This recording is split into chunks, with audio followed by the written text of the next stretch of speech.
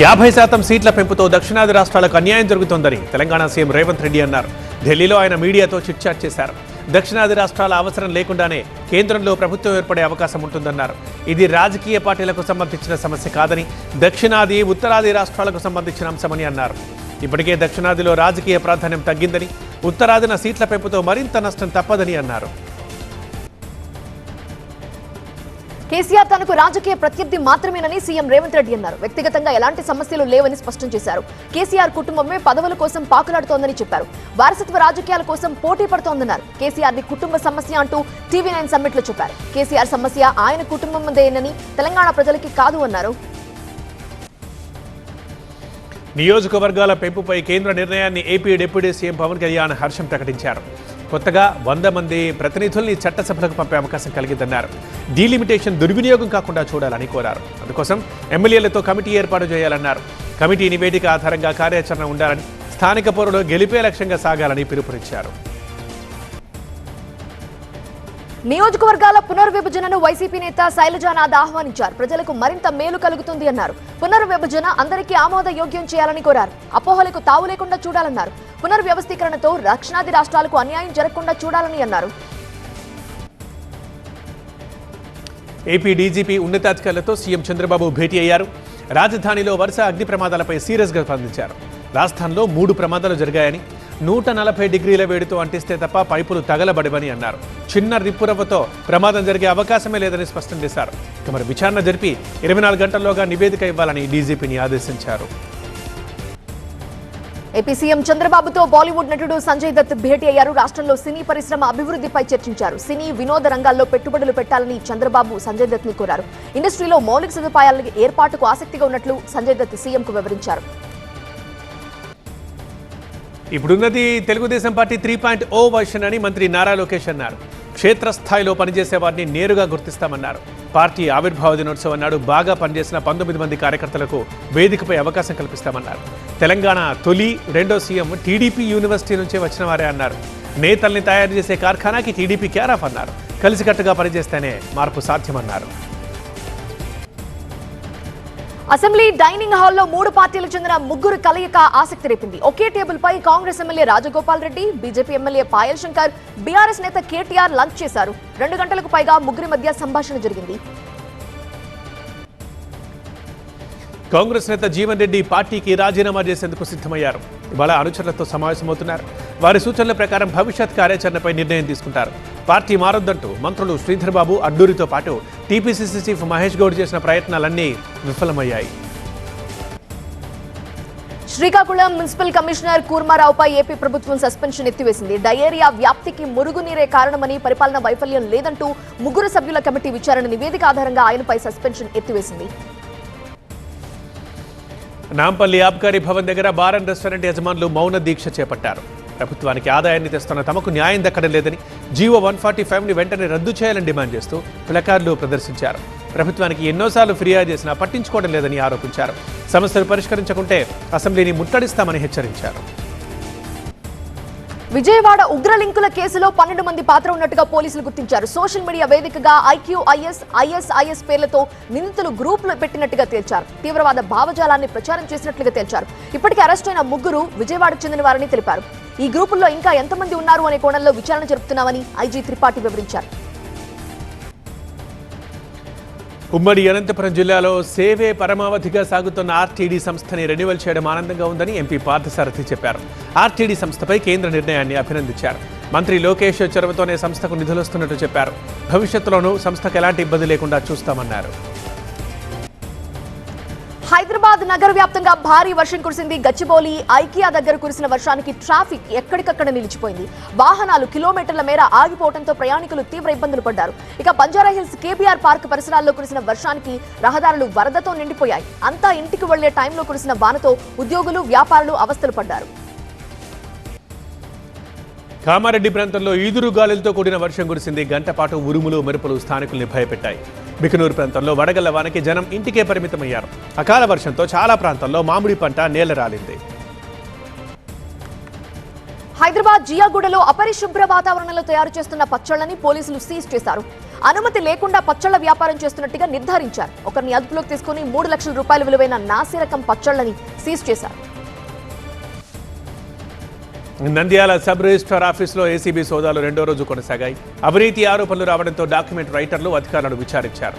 Junior assistant Hussain Peera cell phone డేటాని పరిశీలించారు. PhonePe ద్వారా లావాదేవీలు జరిపినట్లు తేల్చారు.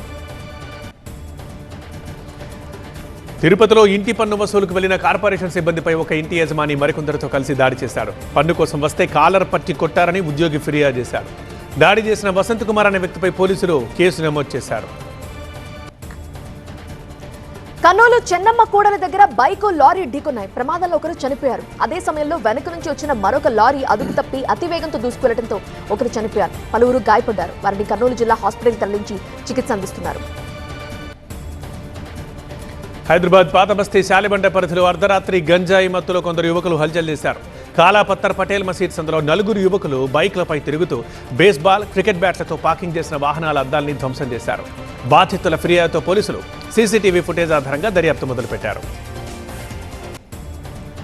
శ్రీశైలం టోల్ గేట్ దగ్గర పెను ప్రమాదం తప్పింది. బొలెరో వాహనం అదుపు తప్పి టోల్ గేట్ దగ్గర 5 వాహనాలను ఢీకొట్టింది. ప్రమాదంలో 5 వాహనాలు స్వల్పంగా దెబ్బతిన్నాయి. ప్రమాదానికి కారణమైన డ్రైవర్ని పోలీసులు అదుపులోకి తీసుకుని విచారిస్తున్నారు. హైదరాబాద్ పాతబస్తీ మీర్ చౌక్ ప్రాంతంలో అగ్ని ప్రమాదం జరిగింది. సోఫా రిపేర్ సెంటర్లో ఒక్కసారిగా మంటలు చెలరేగాయి. ఎగిసిపడ్డ మంటల దాడికి సోఫాలు తగులబడి దట్టమైన పొగ కమ్మేసింది. ఫైర్ టీం మంటల్ని అదుపు చేసే లోపే భారీగా ఆస్తి నష్టం జరిగింది. ఎన్టీఆర్ జిల్లా జగ్గయ్యపేట పోలీసులు భద్రతపై ఫోకస్ పెంచారు. రాత్రి వేళ రోడ్లపై తాగి తిరిగే వారి ఆట కట్టించడానికి స్పెషల్ ఫోర్స్ ఏర్పాటు చేశారు. అర్ధరాత్రి వీధుల్లో తిరిగిన పలువురిపై లాఠీ జొలిపించారు. అంతేకాదు జగ్గయ్యపేటలో 500 సీసీ కెమెరాలున్నాయని, డ్రోన్ కెమెరాలతో నిఘా పెంచినట్లుగా వివరించారు. అన్నమయ్య జిల్లా మంచూరులో చైన్ స్నాచింగ్ జరిగింది. పొలంలో పనిచేస్తున్న చంద్రమ్మ అనే మహిళ మెడలో నుంచి దుండగుడు బంగారు చైన్ లాక్కెళ్లాడు. చింతకాయలు కొంటాను అని చెప్పి మహిళతో మాట కలిపి మెడలోని చైన్ ఎత్తుకు వెళ్లాడు. మహిళ ఫిర్యాదుతో దుండగుడు కోసం పోలీసులు గాలిస్తున్నారు. హైదరాబాద్ వ్యాప్తంగా పెట్రోల్, డీజిల్ కష్టాలు పెరిగాయి. వాహనదారులు పెట్రోల్ కోసం బంకుల దగ్గర బారులు తీరారు. ఇంధనం కొరత తప్పదన్న వదంతులతో ఇప్పుడు బంకులకు పోటెత్తుతున్నారు.